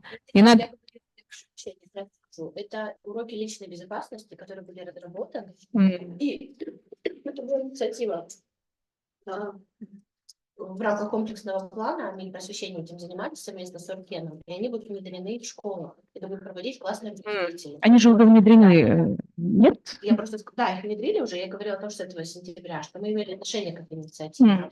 Наши тренинги длятся 2-2,5 часа. Ну вот, да. Потому что лично моя инициатива была разработать уроки доброты, где, да, это личная моя инициатива, и сейчас эта инициатива выходит уже на весь Казахстан. Вот буквально на следующей неделе я иду, пригласили во многие школы провести такие уроки. Это было лично на моем опыте, когда моя дочка пришла, с сыном пришли ко мне на работу, и они вышли на улицу играть на площадку, через 2 минуты я уже вижу, что вся площадка настроена против моего ребенка. У моего ребенка синдром Дауна, то есть она внешне отличается от обычных детей. И вся площадка была настроена уже против моего ребенка. Я вышла, и 7-летний, моему сыну было 7 лет, 7-летний ребенок как мог ее защищает, говорит, она инвалид, ну, больше он ничего не мог сделать. Я вышла и говорю, в чем дело, почему вы так настроены. Они не могут объяснить, почему. Вот просто не такой человек, как они. И они не могут объяснить, почему они против него. Даже не понимают. Они сами не понимают. Я начала объяснять, что вы такой, вот, она такая же, как вы. Она умеет ходить, она умеет играть, но она просто не умеет говорить. Но она точно так же хочет играть с вами на одной площадке. Просто играть. Через секунду они начали задавать вопросы, а почему она не умеет говорить? Я начала объяснять, что ну вот Всевышний так создал людей, кто-то не разговаривает, кто-то не видит, кто-то не слышит и так далее. Это было с таким интересом, но через прям 5 минут у них пропал весь интерес к моему ребенку, и все начали играться, ну, сами с собой заняты. У меня пришла идея, что, значит, это можно... Мы все время говорим, что надо повышать информацию вот о детях с инвалидностью, но родители не придут и не будут говорить, ты знаешь, у нас есть ребенок там вот на 5-м этаже, у него там аутизм и так далее. А ребенок придет домой и скажет, мама, ты знаешь, у нас сегодня был урок, оказывается, ребенок, вот там наш сосед, у него, оказывается, диагноз, поэтому он себя так ведет. Мы все время хотим через взрослых, а надо через детей, надо детям объяснять на их же языке. Да. И вот с такой идеей я пошла в школу, начала, конечно, вот с нашей школы, где учится мой ребенок, начала с нашей школы, и с радостью, с таким одушевлением приняли дети начального класса этот урок. И через уже 3 года мне родители говорят, ты знаешь, мы когда куда-нибудь заходим, обязательно дети говорят, здесь нет тактильной плитки, здесь... Да, здесь один урок 45 минут хватило в 1 классе, чтобы вот уже сегодня вот 5 класс у моих детей, уже когда они говорят, почему здесь нет, как человек на коляске спустится вниз в этот ресторан. Вот. И сейчас уже приглашают другие школы, и дети говорят, это самый лучший урок, который может быть. Потому что я разговариваю с ними на их языке. Вот сейчас вот у нас вышли ролики уже про детей с аутизмом, про детей с синдромом Дауна, про ДЦП, и все эти ролики будут транслироваться уже во многих школах. Вот. И вот если такие уроки мы будем проводить по буллингу, по защите прав своих, вот именно уроки в такой игровой форме, но начиная с самого детского сада, чтобы не когда человек взрослый, уже сформировавшийся, когда уже там в 11 классе, когда он уже это уже исполняет, а когда у человека еще как пластилин, все еще он только понимает этот мир. Да, и он будет понимать, что можно, а что нельзя делать. Вот. Благодарим, хорошее предложение. Я вот ханымға ұсыныс айтып жіберейін. Мгм. Бір мамаша негізі шыққанда біз ғана тігінмен айналысамыз ғой. И ол кісілер логотип жасап берді деген аутизмға. Мгм. Жаңағы курткасына қыстыруға. Сіздерге негізі солай курткаға или артына қыстырсаңыз, бір Мгм. какой-то сөзіменен, написімен, маған жылулық не қыл болмаса бірге дос болайық, Мгм. обними меня деген сияқты сондай неше түрлі қазір мына креативный сөздер бар ғой. Сонымен бір логотип единый шығарсаңыздар, сіздер курткаларыңызға қыстырған киімдеріңізге, сонда уже айналадағы балалар соны оқып, уже ол баламен дос болып жүреді. Балалар білесіз ғой, кішкене мынандай сөзге де уже мән береді да. Себебі бір мамаша солай істетіп алып сіздерге. Мынау что курткасына белгі. И ол түнде де жанады. Түнде де жанатын қылып, чтобы жүрген кезде ана адамдар көретіндей. Иногда жоғалып кетеді ғой. Сондай қылып істеу керек балдарға. Мгм. Рахмет, рахмет. Ну, у меня вот два момента, которые хотелось бы добавить, да, Асия Абдулаевна. Мы были в новой школе относительно, кстати, по-моему, 8-й лицей. Но там не школа, то есть они же уже приняли, то есть на этапе сметы либо проектирования не заложили лифт. То есть уже нормы инклюзии, они не... Вот, Ну, потому что то есть это у нас какой-то нет дорого. системный, кто вот будет проверять на инклюзивность. Да. То есть они как бы запроектировали, построили новая школа, хотя вот говорите комфортно. То есть вот здесь тоже может быть архитектура тоже как-то вот ее в какую-то общую координацию, да, чтобы они тоже вовлекались. Потому что вот. И второе, вот то, что вы говорите, уроки доброты, да, обратились, тоже есть театр, который создали с синдромом Дауна, они обратились к нам, но у них такой же посыл был, чтобы с нормотипичными детьми вместе, чтобы также через игру, спектакли доносить и показывать, да, что есть вот разные миры, да, есть разные, но мы все как бы живем в одной стране, мы дети и так далее. И тоже очень хорошо заходит, да, вот именно с практической точки зрения. Я благодарю вот за выступление, за предложения. Есть и какие-то вдруг еще, которые вы не озвучили, пожалуйста, в письменном виде тоже направьте нам сегодня, да, в чат и в WhatsApp. Мы все это централизованно будем отрабатывать в общественном совете. А сейчас давайте подискуссируем, позадаем друг другу вопросы, какие-то, может быть, мнения. Ата-аналар не дейді екен, ата-аналар бар ғой. В онлайне тоже подключайтесь, может быть, и родители. Вы захотите вопросы, да, пожалуйста. Всем добрый день. Знаете, у меня вот такое предложение. С учетом того, что, кстати, на питание детей. Мы все понимаем, что любые питания они приходят через сайт госзакупок, да, в школьных учреждениях. И часто применяются демпинги. Здесь, может быть, такой, Владимир Алексеевич, может быть, как-то на уровне депутатов тоже поднять вопрос в том, что вот именно дошкольные учреждения, да, которые, то есть питание за счет бюджета, чтобы там был как вот сейчас у НПО, демпинг максимально 10%. Ну, не может ниже демпингнуть. Почему? Потому что если, грубо говоря, у нас так денег выделяется мало на питание, ну, с учетом там инфляции, да, и когда еще, грубо скажу, потенциальные поставщики демпингуют на 30-40%, вопрос о том, что о каком качественном питании они будут дать. И то же самое здесь касательно того, что даже поговорила и Ольга Усхановна, да, то, что сейчас масло заменяется спредами, то же самое по сыру, да, когда заменяется просто сырными продуктами. То есть если вопрос мы поднимаем о том, что вот именно дошкольное учреждение, именно чтобы демпинг был, и дошкольное и школьное учреждение, чтобы демпинг не превышал 10%, то тогда уже можно говорить о качественном питании. Там проблематика немного другая. Есть утвержденные нормативы, которым руководствуется уже управление образования, спускает во все школы, и в соответствии с этим они должны изготавливать. То есть здесь как раз и нужно вносить, этот вопрос давно обсуждается. Небольшие изменения какие-то были внесены, да, потому что раньше это вообще мы еще чуть ли не с советских времен соответствовали им. Сейчас внесли, но они тоже, вот сейчас коллеги говорят, необходимо менять. Поэтому здесь нужно вот с центром питания, да, который он, да, управление образования, или кто, да, Институт Академии питания, они утверждают, соответственно, есть здесь и, да, санэпид, он тоже проверяет, поэтому какие-то общие изменения, потому что в принципе, таких проблем по демпингу сильно нету. В принципе, поставщики, многие, которые из года в год выигрывают, то есть у них там большой опыт. Вопрос был в том, что вот в требованиях, они вроде как соблюдают требования, но сами эти меню, они уже устаревшие, их можно модифицировать. Поэтому здесь нужно такую комплексную рабочую группу, думаю, даже на уровне, может быть, наших коллег с парламента, с Министерства образования вовлекать, чтобы тестировать новые форматы и по питанию. Но здесь, я говорю, в целом тема вроде бы детской безопасности, она широкая. То есть здесь у нас и вот суициды, о которых мы сейчас часто слышим, это буллинг, который все уже дети знают. Ну, в моем понимании, это просто агрессия, ее тоже нужно делить. Агрессия по отношению к друг другу, к детям, да, по отношению сейчас часто, вот коллеги говорили, и к педагогам, да, это тоже же проблема, когда если раньше, когда мы учились в школах, для нас педагог был это, ну, на уровне родителя, а то иногда и выше, да, его ценность была настолько высока. Сейчас в том числе и вина родителей, где-то мы в центре всего ставим детей. Соответственно, идет вот такой конфликты в процессе обучения с педагогами. Это тоже агрессия. Есть сейчас у нас проблема наркомании. Да? Она настолько модифицировалась, что детям предлагают там уже в виде конфет, еще чего-то, лишь бы зависимым сделать ребенка. Информационное, мы поняли, сейчас все это уже новое время.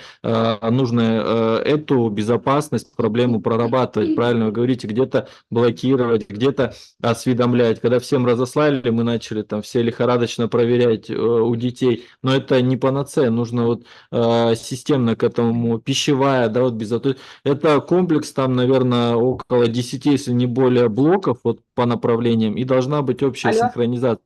Что понятно, сейчас управление образования там иногда может сказать, это не наше, это там департамент полиции, это санэпид и так далее. Но это же общие дети. И оно не зависит от того, где ты работаешь, в образовании, в полиции, еще что-то. Это общие дети, проблема общая. Поэтому и нужно здесь вот такая какая-то синхронизация. Мы сейчас к этому идем, потому что есть у нас и депутатский корпус, есть общественный совет, потому что очень много вот гражданских организаций появилось, и нужно вовлекать и родителей. И хочется вот такой четкий алгоритм выработать, потому что мы сейчас видим проблему в чем? Сейчас нету четкой памятки вообще, что делать. Педагог, произошло, что или он видит, что у ребенка есть какие-то проблемы, а что делать? Вот что он там прочитал, где-то вычитал, он начинает. А должен быть четкий алгоритм пошаговый. Ты должен там пойти к родителям, ты должен пойти там, не знаю, к участковому, ты должен, то все, он алгоритм проработал, спасли ребенка. А сейчас бедный аж ни педагог не знает, ни родители не знают. И все вот такой какой-то четкий алгоритм, который хочется выработать, и плюс надо тестировать. Есть хорошие практики, там вот сегодня рассказывали, нужно пробовать, что-то будет хорошо получаться, значит, транслировать и на всю республику. Правильно сказали, что Астана в таком всегда в пилоте, финансово, административный, чтобы пробовать тестировать, поэтому хотел так поблагодарить всех, я вот здесь для себя очень многое пометил, сейчас уже дальше максимально будем прорабатывать, и хотел тоже управление образования попросить по нормативам, сейчас вы заявку делаете, вот у нас уточнение бюджета по камерам, у нас нормативы по туалетам есть какие-то ограничительные или нет, как вообще вот это решается, то есть это нужно родительским комитетам, это вполне возможно, потому что мы все знаем по себе, хоть школу там 20-25 лет назад позаканчивали, да, но где все это происходит? В туалетах, да, или там за углом школы, или на лестничной. Все, то есть это редко происходит в классах, да, очень часто как раз в тех местах, где и нет камер, поэтому если нет нормативов, то давайте их принимать, потому что турникетами мы только не решим, вот коллеги из Абайской области говорят, но это те механизмы, которые не решат внутренние проблемы школы. Внешне, может, да, кто-то там не зайдет, и то сомнительно. Турникетке қосайын. Турникетке сіздер ойлайсыздар, что адам кірмейді деп. Мгм. Балалардың өздері толпамен келеді, өзінің несін бастап, сырттан бала, ондай факттар болды. Да, Ондай.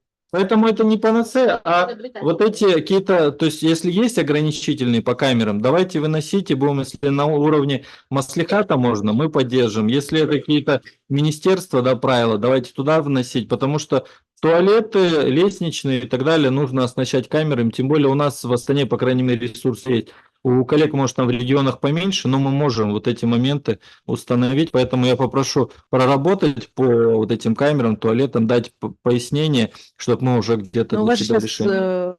по камерам есть, да, заявка? Потому что... Я и говорю, то есть заявка есть, управление образования подали, вы просто дайте нам по потребности вообще, насколько оснащены школы Мгм. в плане там туалетов, потому что там проблема есть. И если нужно дополнительно, давайте выносить. Сейчас не успеем, если то у нас в ноябре уже годовое рассмотрение бюджета. Это детская безопасность, это приоритет. Мы просто вот 5 учреждений посетили, и то уже наглядно видно нехватка камер. То есть они говорят, что они подали заявку, но я думаю, школы не учли именно вот там тамбур и так далее, поэтому я спрашиваю по нормам, есть ли. Потому что даже уже возле туалета есть мертвые зоны, где вот за угол, углы и так далее, то есть там вообще нет камер. Лестницы и так далее, очень много. То есть мне даже не специалисту, я наглядно видно, что там есть очень много мертвых точек вот таких. Поэтому да, конечно. Вы так присутствует. Я главный специалист управления образования, отдел обеспечения объектов образования. Вы знаете, бюджетную заявку дали, но сейчас управление цифровизации готовит проект по механизму государственного частного партнерства именно по оснащению видеокамер. А вы же установили камеры? Нет, камеры установили. Да. Теперь сейчас будет анализ. Где будет не хватать, они будут давать нам анализ, и там будет оснащение дополнительно. Но директора, вот куда мы ездили с мониторингом, они говорят, что они вам заявку уже подали. Нет, заявку подали, но сейчас мы должны провести полностью анализ, потому что у нас...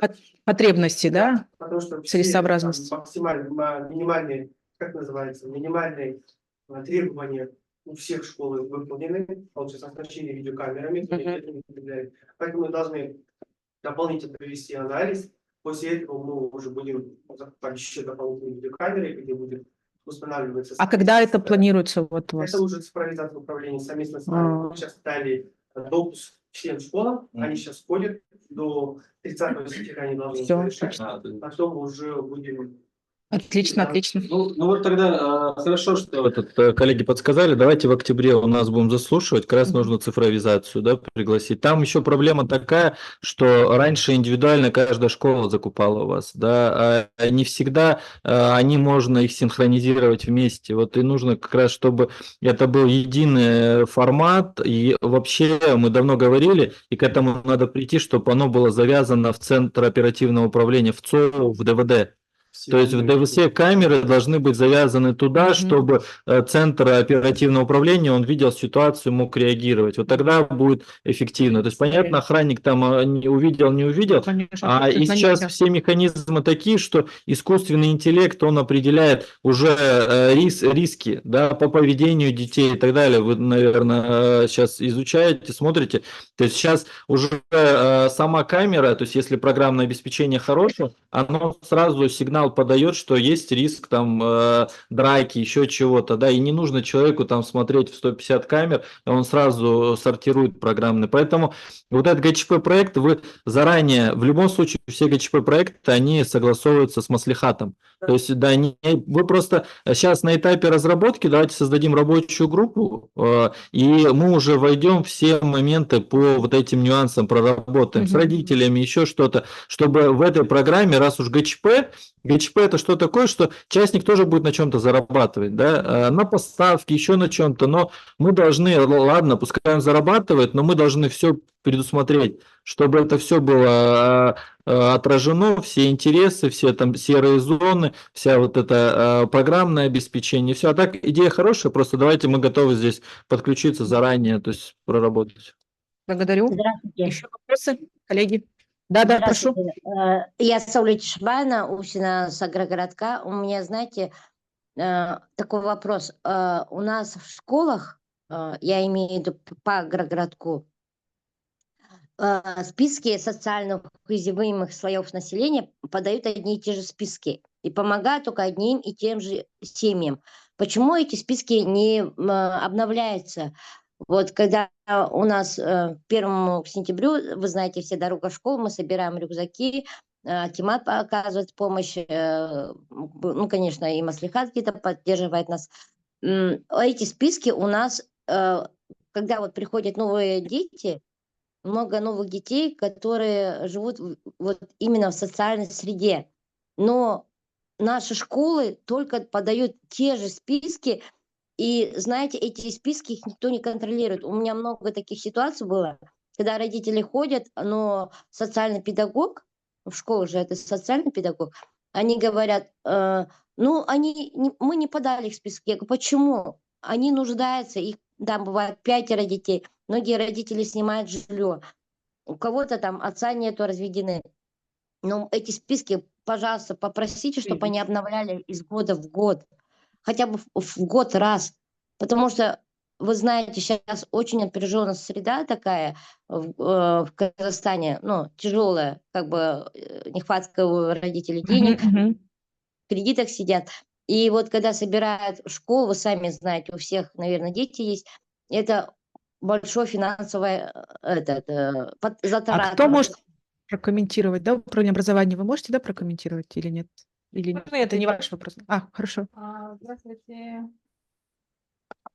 В вашей школе должен быть попечительский совет, и они в основном решают кому идет помощь от школы. Поэтому обратитесь в свой попечительский совет и вы задайте вот этот вопрос, потому что в основном только они за этим следят. Если это не мониторится, значит, у вас просто плохо работает очень попечительский совет, но и как бы вообще, опять же, родители могут просто собраться и переизбрать этот попечительский совет. Давайте я скажу такую ситуацию. Я тоже была в попсовете, когда мой ребенок учился в школе. У попсовета какой-то, ну, в наше время такой не было. У нас была Лариса Вячеславовна, она была очень хорошим директором в нашей школе, 19-я. Она была справедливая. Но я знаю такие попсоветы родителей, где совместно с учителями, они как бы, у них заинтересованности одних лиц. Я вам говорю, это на примере. Это я говорю, я знаю. Конкретно тогда предложение сформулируйте, и мы отработаем этот вопрос. Просто сейчас, наверное, мы не можем сказать. Смотрите, еще можно ответить. Угу. Нет, смотрите, нужно обратиться, уважаемые коллеги, вот родительнице нужно обратиться, кроме попечительского совета, еще есть и еще в тематах созданы отделы по защите прав детей. Кроме того, есть комитет по охране и защите прав детей в министерстве. Если вы не можете... Включите видео вас, я не вижу, кто отвечает. Добрый день, коллеги. Я прошу прощения, просто не за время. Айжан Ханум, Касымнет. Вот. Сымона, у вас очень плохая связь. Вы можете написать, да, вот ваше предложение в чате, и мы перенаправим, да, задаваемому. Да, хорошо. Так. Хорошо, спасибо. Него очень вас не слышно. Вот сейчас мы говорим, слышно, да? Слышно? Микрофон, пожалуйста. Ну,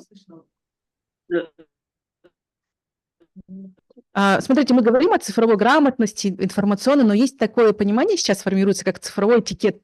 Вот если мы сейчас много онлайне, вот даже вот, ну, очень сложно, да, воспринимать вопрос, когда вот фотографии или, ну, не видно человека, да, то есть там включить камеру, да, элементарно, может быть, диалог по-другому состоялся. Асель, если будут вопросы, может быть, они прокомментируют на вопросы, да, и мы ответим. А сейчас вот в офлайне у кого тоже есть? Есть вопрос? Ага. Гульсан Мирамовна. Малый Гульсан, Союз родителей особенных детей, Республиканское общественное объединение, руководитель филиала города Астана. Несколько вот комментариев хотелось сделать. Вчера была тоже на собрании в 83-й школе. Там поступило такое предложение, чтобы из родительского актива приходили родители в школу по очереди, контролировали как раз-таки эти мертвые зоны, смотрели по этажам, проверяли. И родители это предложение прям поддержали так активно, сказали, мы ради детей готовы это делать, по очереди приходить на волонтерских началах. Вот. Потом я сначала на Zoom-конференции не присутствовала, к сожалению, не услышала. Вот по камерам я так поняла, что единицы по учреждениям образования не закреплены, которые наблюдают за камерами. Я так понимаю, да, вообще? Какой вопрос? По камерам. Предположим, в 83-й школе там 150, по-моему, камер. Все камеры подключены. Вот. Камеры подключены, но нет человека, который бы следил за этими камерами. Я сейчас услышала, что искусственный интеллект, но не все школы на данный момент к этому готовы еще подключить. блогы бар, өздері бақылап отырады.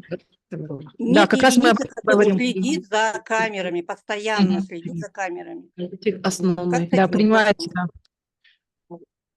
Ну, вот как раз таки... ответить? Мгм. Вот Да, как да, раз, да. коллега. Микрофон, можно микрофон, это вас не слышат в онлайне? Ага, да, вот. Мгм. Вот коллега Султан говорил, да, что у нас планируется проект в рамках КЧБ. Этот проект как раз подразумевает внедрение искусственного интеллекта в эту Отлично. программу. То есть сейчас, к сожалению, видеонаблюдение так у нас исполняет функцию как постфактум. Произошло какое-то происшествие, да, мы просто постфактум увидели. А с внедрением искусственного интеллекта, то есть мы будем предотвращать, то есть, да, будем видеть где-то какое-то скопление, какие-то резкие движения, может, какие-то запрещенные предметы и так далее. Это все вот сейчас на данный момент до 30 сентября проводится техническое обследование, то есть это опять же по слепым зонам, по обеспечению камер, по подключению к ЦО и так далее. И после 30 октября уже перейдет к разработке тех заданий. Здесь уже разработана дорожная карта, там как раз есть согласование с маслихатом, все. То есть процесс идет. Отлично. До Ага. внедрения этого процесса, я так думаю, что родители тоже найдутся те, кто будут согласны сидеть, смотреть, наблюдать. Но с юридической точки зрения это должно быть не в нарушение прав. И что с этой стороны? Нужно будет брать согласие со всех родителей, что согласны, что будут смотреть другие, чужие родители. Дұрыс емес қой, енді бүкіл жоқ ата аналар контролировать етудің қажеті жоқ, арнайы жауапты азаматтар бақылап отырса болды ғой. Не обязательно барлығымыздың. Ну, да, по очереди. Балаларды біз бақылап отыратын болсақ, онда білмеймін, ары қарай қалай болады. Зиатхан, речь не идет о том, что все родители. Кто-то будет за этим закреплен, но даже эти закрепленные люди, они же не являются работниками. Не, но смотрите, вы же как общественный, это как общественный контроль, то есть родительский контроль это как общественный. То есть мы имеем право заведомо заходить, я просто отвечу, да, им. Поэтому, да, если у вас есть график, то, конечно, но необходимо вам все это согласовывать. Вы же как идете как с мониторингом, вы наблюдаете. Мен жаңа өтінішім камера бойынша айтылып жатыр ғой, тек школдарда туалеттерінде бәріне орнатылады, қойылсын деген ұсыныс. Сол балабақшалардың туалеттеріндегі тоже қарастырылған ба ол мәселе? Қойылсын, жаңа қараңыздар, бізде, например, балабақшаларда кіретін зонада, входная зонада біреу тұр, сосын тек игровая зонасында бар, спальниларында бір садиктерде бар, бір садиктерде жоқ, мониторинг біз байқадық, садиктерде де неге балабақшаларда қойылмайды. Ұйықтайтын зонасында тоже, сосын жаңағыда балалардың тамақ ішетін зонасында тоже алынбайды. Өйткені слепая зона өте көп те, тек игровой түсіп тұр, балалар тамақ ішіп тұрған жерлер түсірілмейді. И туалеттерінде, санузелдарында болса, өйткені бала жаңағы жерде қалай жуынады, қалай подмывать етіледі балаларды, қалай туалетке отырылады, санитарный норма сақталған ба, сақталмаған ба, тоже мысалы көрінбейді. Ұсыныс ретінде болса. Ата-ана ретінде мен қарсы болар едім.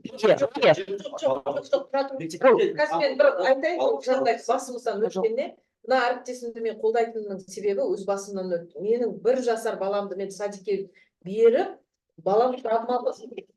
Себебі ол жердегі балабақшадағы тәрбиеші балдардың барлығын туалетке қамап қорқытады екен. Оны бір ата-ана ұстап алды оны үстінен шығып.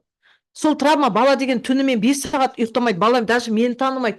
5 сағат отырасыз ба түнімен ұйықтамайды, ұйқыңызды қандырып. Өзіңіз ойлаңызшы. Бала даже танымайды. Сіз потому что ол басыңызда өтпегеннен кейін білмейсіз. Осы жылы міне жазда барып баламды мен емдетіп келдім. Потому что сол травманы алған кезінде ол садикті жаптырдық. Жаптырғаннан кейін ол кісі қайтадан балабақшаны ашып алды да, и потом барып тұрып лицензиясын тарттырып алдық. Потому что ол менің, не только менің балам, ол жерде қаншама топтағы баланың барлығы түнімен 5 ұйықтамаймыз. Отырамыз. Балам мен анаңмын деп құшақтап өстіп отырамыз. Бала жылайды, танымайды, итереді. До такой степени шошынып қалған, что ана апайы туалетте қамап постоянно ұйықтатады. мен мы ана понимаем, ретінде даже мен өзім ата-аналарды даже сол кісілерді жинай аламын, потому что біздің районда болған мәселе бұл. ондай мәселелер көп қой, бірақ Көрдіңіз ба, сіз, да, в правовом русле нужно.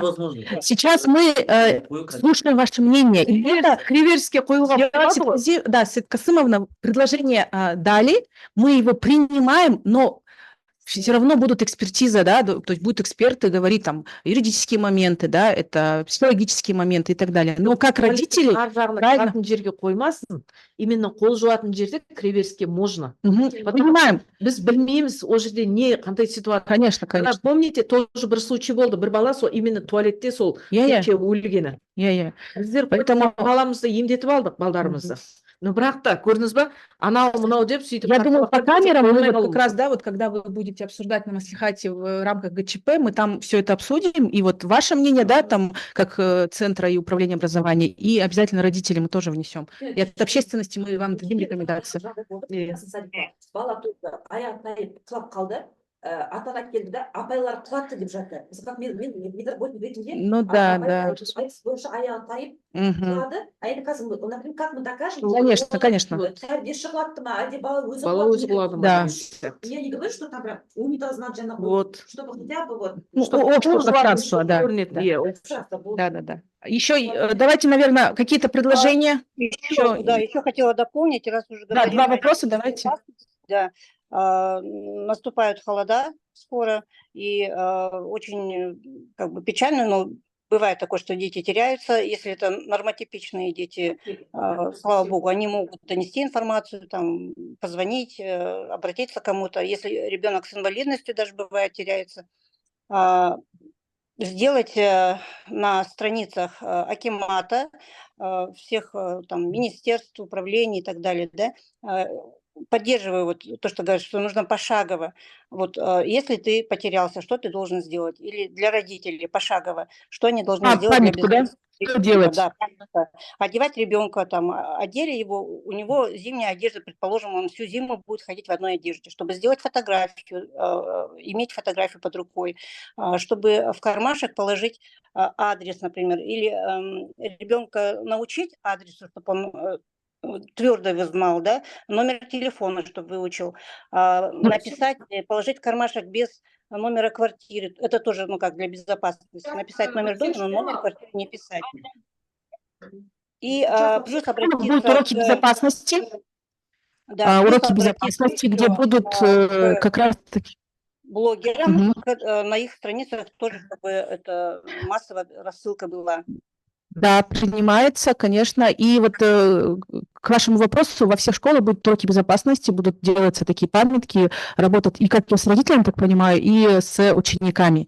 Там, начиная там по правилам поведения там, перехода светофора до таких вот ситуаций. Спасибо за комментарии, предложения мы учтем. Еще давайте два вопроса, да, и уже будем закругляться. Но рекомендации нам необходимо будет сегодня получить. Можно выступить, да? Здравствуйте всем. Меня так, слышно? моя очередь не говорите. доходит. Аяжан, запишите меня на выступление. 2 минуты. На выступление меня запишите 2 минуты. Хорошо. Я от общественного объединения попечительские советы организации образования Колдау. Вот сегодня я выслушала, я благодарю вот Гражданский альянс за такие вот хорошие площадки диалоговые. У меня есть некоторые предложения. Вот этот Межведомственный координационный центр по детской безопасности, да? У меня такое предложение вот по 3-му пункту было вот 2-я служба подготовки, повышения квалификации педагогов, да, то есть чтобы здесь были психологи. Повышение квалификации психологов это обязательно, я так думаю, и обязательно, наверное, проведение супервизий для психологов, школьных психологов, я имею в виду.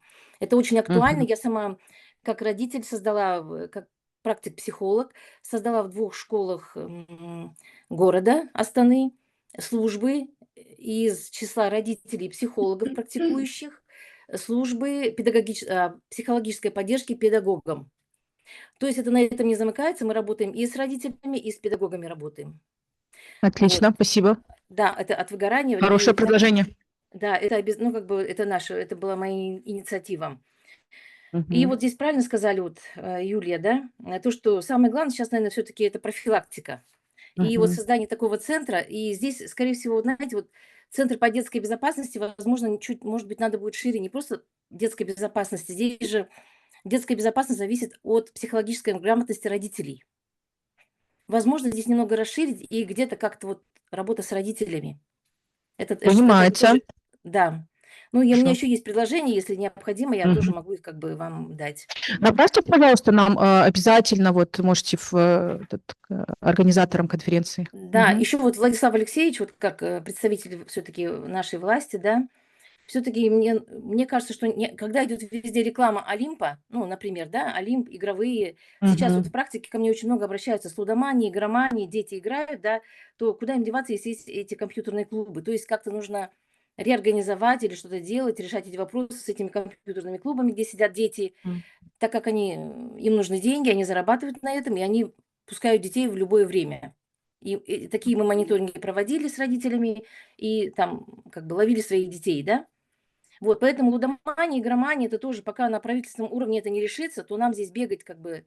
Мы бегаем, конечно, как родители, да, защищая своих детей. Все понимаете, да. Пожалуйста, мы готовы в письменном порядке. Коллеги, кто даже еще сегодня не выступит, направьте нам письменно ваши предложения. Хотела, да, здесь необходимо на самом деле активизировать позицию, такую активную позицию родителей, привлекать к работе в школе родителей, потому что мы сейчас больше обвиняем только школу, мы все это вешаем на родительские, вешаем на управление образованием, мы все это вешаем на Министерство образования и просвещения, да. Но здесь должна быть активная позиция родителей в первую очередь. И поэтому вот я вот как бы работаю с родителями, вот выступаю, хожу как волонтер-общественник. Согласна. Аяжан, вот я просто в поддержку, в поддержку. Да, вот давайте. сейчас выступила последний спикер внешний. Вы хоть послушайте еще внешних своих, тут кто заседает. Хочу поблагодарить Аяжан Ханут. Молодец. Это от Гражданского альянса, да, организация площадки? Общественный совет. Мы работаем в рамках общественного совета. Я являюсь членом общественного совета. Написано «Гражданский альянс», поэтому я хотела поблагодарить Гражданский альянс. Благодарю общественный совет. Я была на ряде заседаний, и надо отметить, что сегодня активизируется общественный совет. Это мощные общественные институты, которые сегодня как раз должны поднимать разные актуальные вопросы. Меня зовут Жанна Касымовна, общественный деятель. Я хотела бы отметить, что очень правильный вопрос сегодня поднимаете, да, вопрос питания – это вопрос здоровья нации, да, вопрос безопасности – это важный вопрос в свете последних событий. Я как работник судебной системы сегодня вижу очень много проблем, и вот то, о чем вы сегодня говорите на площадке, это очень здорово. Такая активная площадка, но прямо вот каждого хочу поблагодарить и пригласить к взаимодействию, к партнерству, потому что коллаборация сегодня мощная сила. Вот я знаю, вот мама просит, она вообще умничка такая общественница, много работает с родителями Оселя. Благодарим. Конструктивное предложение. Юлия тоже хотела бы связаться. Юлия тоже получает большой опыт на разных площадках.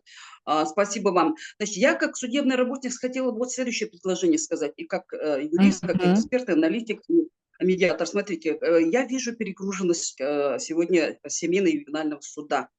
Перегруженность судей не успевает сегодня разводить молодые браки, а моя работа – это защита прав и интересов детей. И вот последний спикер правильно сказал, надо включить сюда, наверное, работу еще с родителями. С родителями, понимаете, вот приходят родители, молодые семьи приходят, от них вот просто, словом, может, неприлично, прет прямо агрессией, потом вот родители... Как же можно сегодня нам говорить о воспитании детей, если дома наши дети видят это агрессия, это лудомания, это непонимание, это ну и много других факторов, которые влияют сегодня на воспитание детей. Работать с молодыми семьями, это, наверное, тоже включить надо в какие-то проекты, в какие-то, наверное, программы. Вот, кроме того, что там Жануя есть, они там на скорой помощи дают психологические консультации и так далее. Нужна какая-то идеология, нужна какая-то концепция по работе сегодня с семьями молодыми.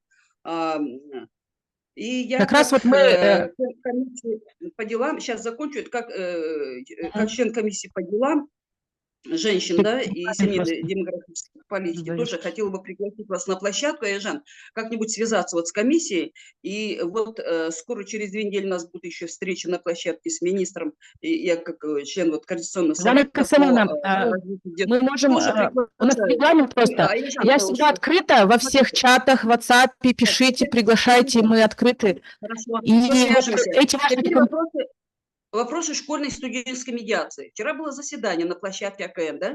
Тоже прошу поддержать. Очень правильная идея. Школьная и студенческая медиация. Но там нужно, опять-таки, вот представителям Маслихата и Акимата сегодня поднять вопрос ресурсов, потому что все, о чем вы говорите, это все здорово. Но теперь вот следующий этап должно быть обсуждение ресурсов, за счет чего и как реализовать ваши идеи, которые вы сегодня очень здорово и прекрасно, хорошо обсудили. Конечно, нужны ресурсы. Какие ресурсы? Прежде всего, есть управление внутренней политики, да? Есть управление образования. Вы ваши темы, которые сегодня на площадке обсудили, вот в рамках коллаборации, наверное, нужно, чтобы они свои социальные проекты направили на ваши актуальные темы, которые вы сегодня подняли на площадке. Школьная и студенческая медиация – это здорово. Дети не умеют разговаривать. Дома их тоже особо не учат. Некогда все заняты насущным делом. Необходимо курсы обучения для школьников и учреждений. Юлия, я хотела бы с вами связаться, знаю, что вы умничка большая, связаться вот по этому вопросу. Так, теперь, конечно, рекомендации, методические пособия. Чего не хватает?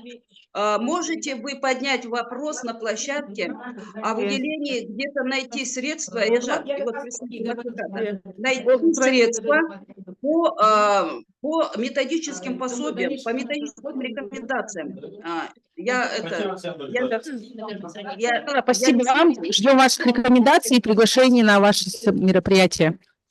Подождите минутку, подождите, у меня еще вопрос. Да, говорите. Можно я скажу? Вот вы говорите, внимание обращаем на школы. Ну, дети подрастают, дети школы заканчивают, поступают в вузы, да, кто-то в колледж, кто-то в институты. Вот мы говорим про социально уязвимые слои населения. Смотрите, у детей стипендия слишком маленькая, нету горячего питания. Они же тоже так же учатся, как и школьники. Они же еще дети. И вот в связи с этим я хотела бы попросить. Есть социальные слои, которые родители даже живут в деревнях, но они многодетные. Они не могут содержать детей. Возможно ли такое ввести в колледжах, бесплатное питание в институтах для таких семей? Существует программа. Понимаете, мы должны обсудить это. Специальная программа существует по этому вопросу. Обратитесь к управлению образования, должны дать вам рекомендации. Нет, я не на свой вопрос. Мы зафиксировали вопрос, спасибо. Я просто некомпетентна сейчас прокомментировать. Соответственно, мы выясним ситуацию, да, почему такая ситуация. Спасибо. Просто не во всех колледжах и не во всех институтах есть есть сухой паёк. Но это не нормально. Ребенок... Питание, да, вопрос питания. Я поняла, да, что это актуальный вопрос питания. Мы, наверное, отдельно с Институтом питания как раз-таки эти вопросы все поднимем и с управлением образованием. Спасибо. Кто в онлайне, благодарим, ждем ваши рекомендации, пожалуйста, все предложения, идеи.